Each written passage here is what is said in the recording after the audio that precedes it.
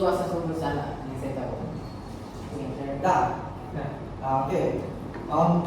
Mulakan kau duduk lah. Berdiri. Ya, Berdiri. oke. Nama saya Muhammad Eren Irzan bin Muhammad Jufri.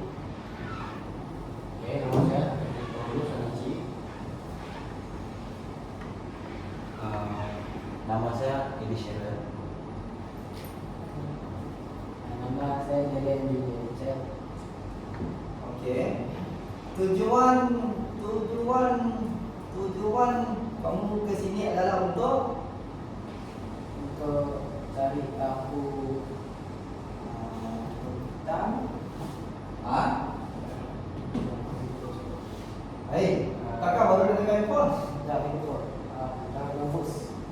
untuk mengetahui latar belakang lulus. Kan step by step itu. Tujuan kami datang sini sebenarnya untuk datang interview satu company lah. Jadi kami pilih company Angger kan, untuk tahu macam mana Angger mengurus satu company itu, macam mana urus kerja Angger kan, kalau ada kerja. Itulah kerjaan kami datang. Let's say kita lah. Okey. Okey dah bang. Ikut lah. Okey. Nama saya Muhammad Jeffrey. Okey. Saya adalah seorang senior sales and application engineer, sales and service application engineer berpekalan di syarikat Mirza Resources Berhad. Okey. Syarikat kita adalah syarikat 100% Bumi Putra. Okey, kita dah dalam industri ini selama lebih daripada 14 tahun bertapak. Jadi kita buat servis untuk, okey, saya akan bagi tahu. Mula-mula saya akan bagi tahu introduction, lepas tu saya akan bagi tahu company information, okey, lepas tu saya akan bagi tahu main and product service. Apa yang kita buat? Okey. Kita register mendaftar dari bulan Februari 2000 tahun 2010. MRSP Mirza Resources Berhad was established. Okey, dia dah buka lah maksudnya. Okey, pada Ogos 2010 kita dapat petronas license granted to MRSP untuk elektrik kita dan diesel centrifugal. Skip, ada dua lagi produk lah yang kita akan kita present. Dalam Jun 2011 MRSP registered in Ministry of Finance, register dalam Kementerian Kewangan. Okey. Februari 2012 MRSP registered dengan MMHE vendor. MMHE adalah sebuah syarikat besar untuk buat satu platform rumah tu diorang yang buat. So kita jadi vendor. So untuk tahun 2013 kita register as MISC vendor list. 2015 kita pergi tumpukan satu bulk and flow division, which is kita yang cas lah, kita yang engineer yang jaga. Okay. Februari 2015 kita kena awarded agency by OSP for Forge, Park, Block Park and Duck Park. 2016 Oktober kita awarded agency by S&W for Ball, Butterfly, Check, Lock, Cat. Faham lah? Okay. Ogos 2017 opening of Kemaman. Kita ada satu office dengan workshop sama macam ni dekat Kemaman. 2017 buka. Okay. 2019 awarded by IMI. Boleh tengok poster kat belakang. Itu adalah barang-barang IMI yang kamu tengok tadi, yang nama dekat belakang tu. Itu IMI. So kita ada pegang tu punya agensi. Kita pegang untuk chopper, dropper, kits, actuator, silencer, anti-separator. 2022, ini salah ni, 2021 betul ni. Kita buka diri. branch. Okay. Ini adalah history kita lah. Okay. So, Meza Resources Rumahan, kita Petronas license vendor, kita license punya contractor, kita bukan Alibaba. Okay. Dan kita punya putra, kita certification of for license. Ini adalah kita punya business activity. Kita buat supply, kita buat engineering, kita buat installation, kita buat commissioning, kita buat service for electrical and fire heaters, mechanical separation, technology, separation system, skid, chemical cleaning, valve and actuator. Saya jaga department ini. Valve and actuators. Okay. Dan saya juga jaga supply, engineering, installation, commissioning and service. Okay. Jadi yang ke dalam beberapa menit. Ya.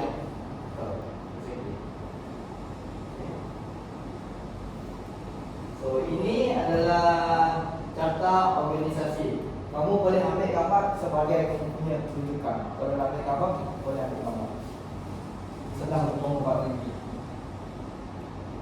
Okay. Mana? Sini Boleh. Tapi sini lagi bagus. Edit. Baru clear. Baru terang. Okay. Jadi ini adalah managing director kami. Ini adalah owner dia.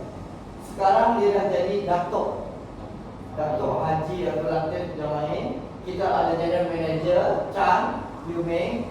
Okay. Kita ada finance and HR and admin department. Ini adalah struktur lengkap carta organisasi sesebuah syarikat. Okey, kamu kena faham ni. Apabila kamu buat nanti macam ni dah dia. Okey, dia ada boss, dia ada general manager, dia ada finance, dia ada operation, valve and instrument department, HCC, health and safety. Lepas tu dia ada mechanical, apa lah tim-tim kat sini. Ini adalah komplit carta organisasi sesebuah syarikat lah. Okay. Ini kita punya HQ kita berpekalan dekat Kuala Lumpur. So ini adalah kita punya boss, managing director. Dia punya academic education, bachelor science chemical in electrical engineering, University of Hartford, Connecticut, United States of America. Dia high level. Kita punya level-level yang Malaysia sekali. Okay? Ini kita punya alamat dekat KL. Okay? Ini Kemaman punya branch. Ini Miri punya branch. Okay. Ini adalah sekitar workshop dekat Kemaman dan juga Miri. Ini Kemaman, ini Miri. Ini yang sebelum jadi hari itu. Sebelum Uncle convert dia. Okay? Ini di kosong saja. Ada tahu? Ada pernah isi air kat situ. Isi air.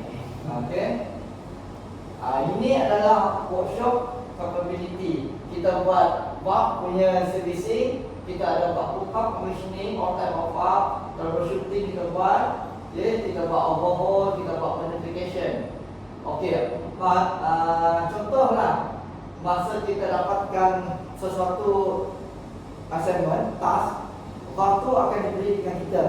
Jadi kita akan cek, kita akan tulis semua dokumen apa yang waktu, baru kita hantar kat klien, baru hantar dengan manager akan sign. Lepas tu barulah kita assign engineer, cek dulu, tengok apa barang yang perlu dibuat untuk apa, barulah kita akan bagi dekat technician. Kita akan bagi tahu technician, you punya task kena buka box, kena buka start box. Besok you kena buka semua start box, keluarkan dia punya internal, orang yang di dalam part tu, orang yang di dalam bank tu keluarkan. Kita nak tengok, engineer nak tengok apa masalah. Jadi task tu akan berterusan hari demi hari.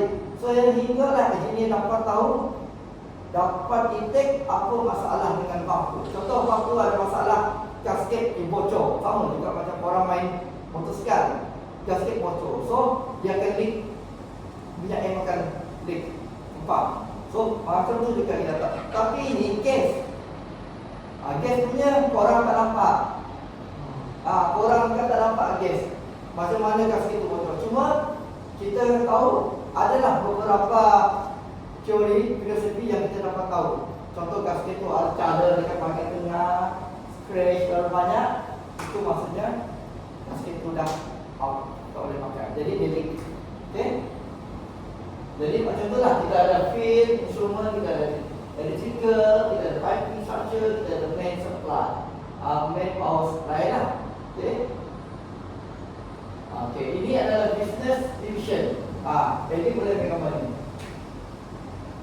Business division, tahu kan? Contoh macam sesebuah syarikat, of course dia ada satu department, department sales, department service, department finance, kewangan, HR. HR adalah orang yang ambil you kerja. Itu maksudnya HR. Okay? Ini adalah kita punya lesson. Kita ada panas lesson, kita ada desktop, nanti langsung lihat. Okay? Ini adalah produk kita. Tengok. Antara dua ni, mana satu yang sama? Control bar. Control bar, betul. Mana dia? So, kita buat ini. Yang di dalam tu adalah itu. Size dia tu 10 inci 900 pound. 900 pound dia punya pressure, dia punya rating. Tinggi itu adalah 1.8 meter tinggi. Berat atau berapa berat? Berapa berat? Lebih 500 pound. Kamu nak angkat satu sepat tu je, angkat pakai kereta angkat apa pun dah lower. Okay. So ini adalah kita lah. Okay. Lepas tu kita ada coba, teknik orang tak boleh tengok lah. Okay. Application semua lah. Ini yang skip tadi. Okay. IMI. Orang tak tahu lah. Boleh di detail. Jadi itu saja untuk yang method. Jadi apa lagi yang orang tahu? Okey, pengenalan pengurus sudah tadi kan? Data belakang sudah tadi. Okey, apakah jenis kriminal yang digunakan? Maksudnya, aku kurang faham sedikit dalam bahasa Malaysia. Maksudnya macam ni. Betul tak saya ni pengurus? Saya ni pengurus dan Pengurus dari saya pengurus ni. Lepas tu saya ada kerja elektrik dengan ada. Okay, saya tengok orang punya, bukan syarikat saya nak tengok macam mana orang bekerja. Apakah orang bekerja dengan elok, dengan naik barahan. Okay, so ada jenis pekerja yang dia apa tak berapa ni lah, bermotivasi untuk bekerja kan. Okay. Terjadilah satu teori untuk mengurus dalam punya kerja. Contohlah ada satu teori XY. Teori XY ni adalah X tu maksudnya okay, pekerja ni dia mengamalkan teori X. Dia tak rajin, dia cuma makan gaji kita. Itu teori X lah. Okay, teori Y dia bekerja tanpa disuruh. Lepas tu dia kreatif lah dalam buat satu kerja. Itulah maksud saya jenis kepimpinan. Okey, kepimpinan.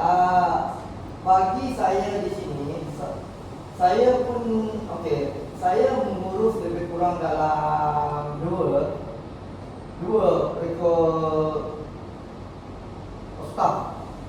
Sekarang saya ada satu engineer, bawah saya juga walaupun saya pun engineer, satu lagi technician. So saya mengurus mereka dengan cara yang profesional. Maksudnya apabila saya bagi orang sesuatu task, orang harus kuat dan saya akan bagi tempoh masa. Bila perlu disiapkan sesuatu tugasan itu. Contoh saya bagi dekat Darren, kamu kena siapkan satu task ni dan bagi dekat saya pada hari Senin depan. So, no matter what, you kena bagi dekat saya. You siap atau tak siap, itu you kena buat. You kena bagi dekat saya. Sebab tugasan sudah diberi. Jadi you sebagai orang kerja, you kena bagi. Dan saya, satu lagi, apabila kita berusaha dengan manusia ni, kita tak boleh nak justify. Oh, seorang Darren macam ni perangai, Adel macam ni, Pat macam ni, Eddie macam ni. Tak apa. Masing-masing ada. Jadi macam mana cara kita urus, ialah kita nak uruskan mereka dengan cara profesional. Kalau macam seorang ni panas parah, kita tanya kenapa, kalau ada masalah bagi tahu, supaya nanti kita boleh tolong selesaikan. Mana yang kita dapat tolong selesaikan, kita tolong. Mana yang tak dapat menyebabkan hadir dengan girlfriend dia ke, hadir dengan isteri ke, dengan anak dia ke, keluarga, kita dapat. Kewangan ke apa, personal life dia, kita tak dapat. Mana satu yang dia tentu kerja, kita tolong lah. Okay? So, macam tu lah. Apakah jenis kepemimpinan yang digunakan tertaluk kepada seseorang individu itu. Okay? Contoh macam Darren ada tiga pekerja bawah dia. Jadi dia kena handle one by one. Tengok juga dengan PL diorang. PL tu maksudnya attitude diorang, perangai diorang. Darren tak boleh nak ambil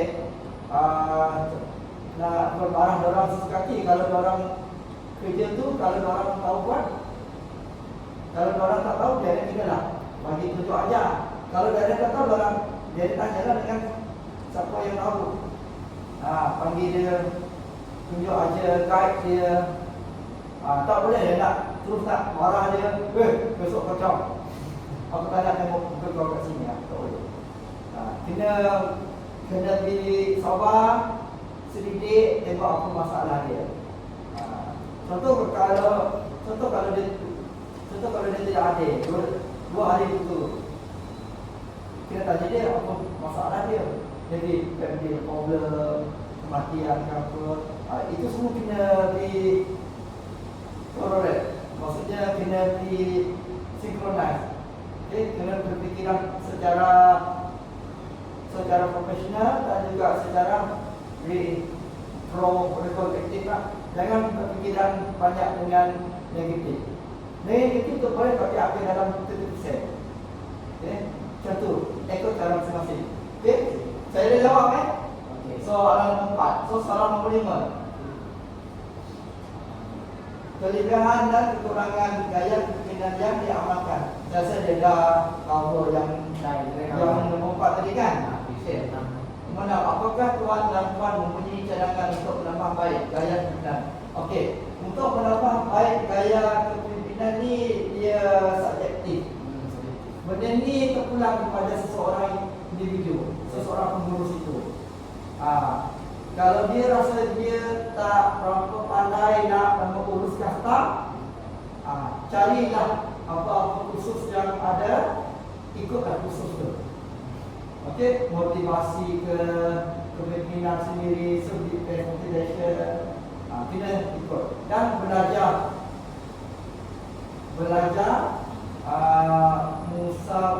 musahabah diri lah. Musahabah diri. Okey. Jadi yang agak sedikit sikit. Nombor 7, apakah tuan dan puan punya semangat yang telah dilakukan dalam sekali? Oh, banyak. Ya. Banyak. Okey, antaranya ialah daripada segi kita kerja, and then apabila kita diberikan sesuatu tugasan, task, kita berjaya lakukan dalam tempoh masa yang telah diberikan. Contoh, izinnya korang bagi korang settlekan benda ni dalam masa 2 minggu. Orang dapat siapkan dalam masa 2 minggu. Sekali dengan report, itu adalah sumbangan orang terhadap syarikat lah. Macam tu. Atau ada apa lagi soalan? Ada apa?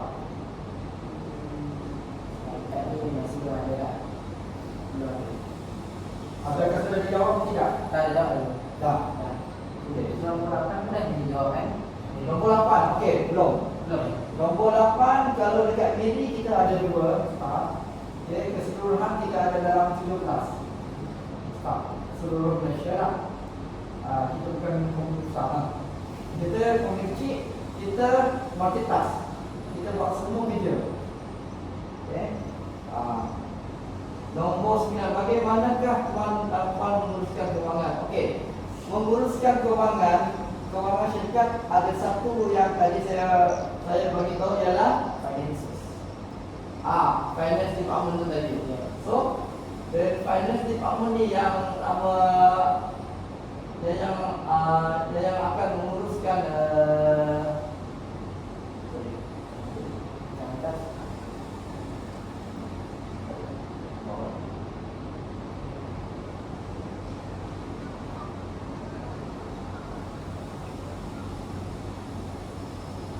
okey, ni.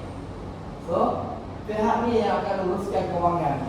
Jadi bagaimana orang uruskan kewangan ialah apabila kita punya klien, contoh macam kita punya klien orang nama Petronas, kita just ambil lah Petronas, saya yang Petronas, kamu empat ni ialah Mirza. Okey, jadi saya Petronas cakap, guys, kita ada satu biji pump ni, kita mau buat servis.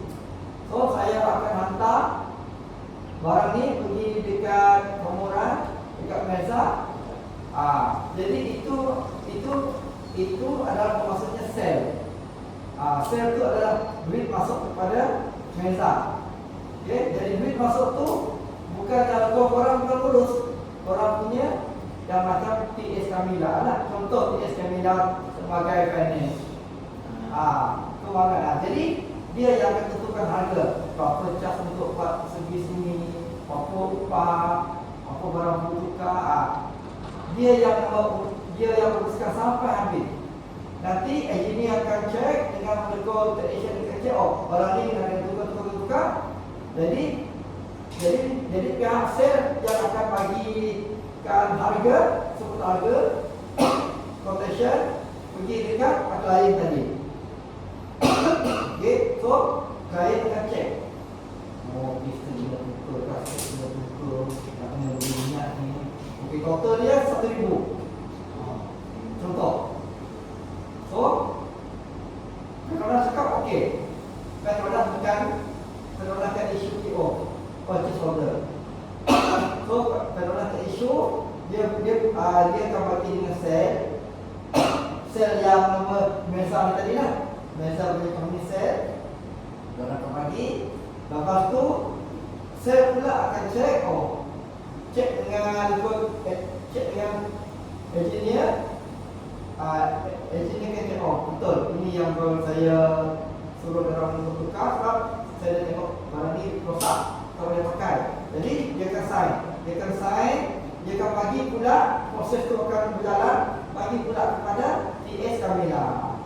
So TS Kamila, engineer tu bagi direct ataupun engineer tu bagi sel. Ada dua option. Kadang-kadang kita akan bagi ke sel ataupun kita bagi direct dengan finance tadi lah. Okay, finance ni bahagian kewangan. Jadi kita cakap dia ni, so dia akan approve. So lepas dia approve, baru dia akan inform pergi engineer, kerja dah boleh buat. Barang-barang sales akan order. Salesman akan order. So salesman akan order lah. Order barang dah sampai, orang keluar dah, tukar semua barang, complete semua, akan ada satu proses lagi. So proses tu dia akan bagi satu invoice, TS Kamila akan bagi invoice pergi dekat pihak Petronas. So Petronas akan tengok invoice, brand ni harga dia 1,000. Betul lah apa yang dia bagi dalam harga quotation tadi. Harga. So betul, Petronas akan bayar dalam tempoh dia dah ada tempoh 2 minggu ke sebulan ke 30 hari dia akan bagi. Contoh Petronas punya term 30 hari. So Petronas bila bayar dalam masa 30 hari, tak boleh lepas 30 hari. Petronas akan bayar pergi TS Kamila. TS Kamila, dah payment dah masuk. Jadi payment dah masuk. Jadi payment dah masuk dekat syarikat. Biasa. So by the end of the day, by the end of the month, korang akan dapat gaji lah. So tolak barangku, tolak dalam untuk syarikat untuk 600. 600. Jadi 600 ringgit di untuk syarikat, 600 ringgit ni lah untuk bayar gaji. Contoh 4 orang, 200 orang lah. Dia ada flow cap dia. Dia bukan Yahud. Kalau beli, okey lah. Macam tu tak boleh. Tak boleh. Dia ada dia punya sistem. Okey. Jadi saya dah jawab tak? Mengurus kewangan. Dah. Ya. Ada apa lagi? Soalan. Lebih baik tanya daripada nanti nak saya tanya dengan ada lagi. Nanti tak ada tanya apa lagi. Boleh tanya. Kalau tak ingat boleh tulis dekat whiteboard. Itu bukunya. Tanya saja. Nanti cakap ada benda nak tanya nanti susah nanti. Sementara dah ada dekat dalam syarikat ni. Tanya. Kalau bukan daripada tajuk ni ada lah. Belum ke? Belum. Betul. Ada ke tapi dia ada pada mulut. Lagi daripada kita tutup dulu lah. Okey. Tentu terima kasihlah sebab dah luangkan dalam 15 minit untuk menjawab kami punya soalan lah. Okey, terima kasih. Ada soalan tak? Mesti ada soalan.